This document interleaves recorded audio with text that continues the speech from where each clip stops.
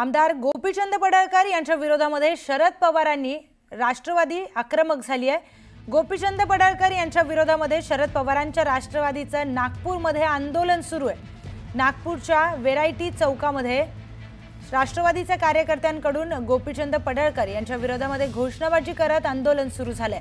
आमदार गोपीचंद पडळकर यांनी राष्ट्रवादीचे ज्येष्ठ नेते जयंत पाटील यांच्याबद्दल अपशब्द वापरले होते आणि त्यामुळेच राष्ट्रवादीचे कार्यकर्ते आक्रमक होत त्यांनी पडळकरांच्या विरोधामध्ये आंदोलन सुरू केले।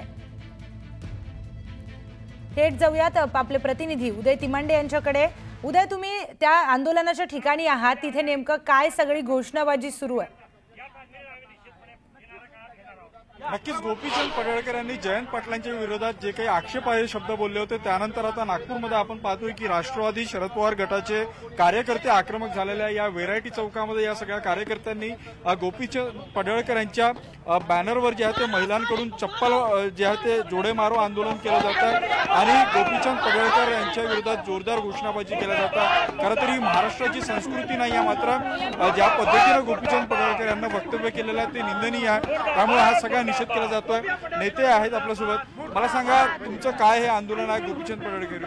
परवाला ज्या पद्धतीने भारतीय जनता पार्टीचे आमदार गोपीचंद पडळकर यांनी ज्या अश्लील पद्धतीने आमचे नेते आदरणीय जयंत पाटील साहेब आणि स्वर्गीय लोकनेते राजाराम बापू पाटलांच्या संदर्भामध्ये जे अतिशय घाणेरडे शब्द वापरण्याचं काम केलं ते महाराष्ट्राच्या संस्कृतीला न शोभणार आहे।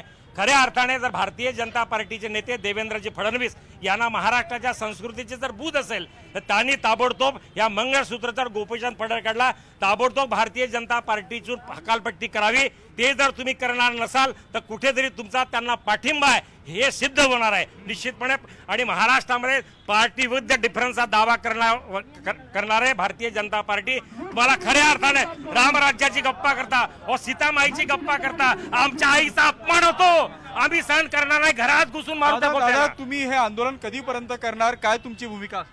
जोपर्यंत भाजपने केलेली चूक ही दुरुस्त करत नाही, केलेली चूक म्हणजे त्याला विधान परिषद दिली, विधानसभा दिली आणि असा विधानसभेवर गेलेला सदस्य अशा वाह्यात पद्धतीने जो बोलतो आहे, खालच्या दर्जाच्या टीका करत आहे, अतिशय वाईट आहे। तर भाजपने ही आपली केलेली चूक दुरुस्त करावी आणि त्यांनी केलेलं जे कृत्य आहे त्याच्यावर अटकेची कारवाई करावी याच्यासाठी आमचे राष्ट्रवादी काँग्रेस पक्षाचे सगळे पदाधिकारी इथे उभे आहेत। नक्कीच आपण पाहतोय की गोपीचंद पडळकर यांचे बॅनर हातात घेतलेला आहे, त्याच्यावर रेड क्रॉस केलेला आहे आणि जोड्यांनी मारून जे आहे ते आपला निषेध नागपूरमध्ये राष्ट्रवादी काँग्रेस पक्षाचे कार्यकर्ते इथं करत आहेत। जोपर्यंत माफी मागणार नाही भाजप, जोपर्यंत गोपीचंद पडळकर यांच्यावर कारवाई करणार नाही तोपर्यंत आंदोलनाची भूमिका जी आहे ती इथं कार्यकर्त्यांनी घेतलेली आहे। मोठा पोलीस बंदोबस्त देखील जे आहे आंदोलनाच्या निमित्ताने या व्हेरायटी चौकामध्ये जो आहे तो तैनात करण्यात आला आहे। निश्चितच उदय, धन्यवाद आपण दिलेल्या माहितीसाठी।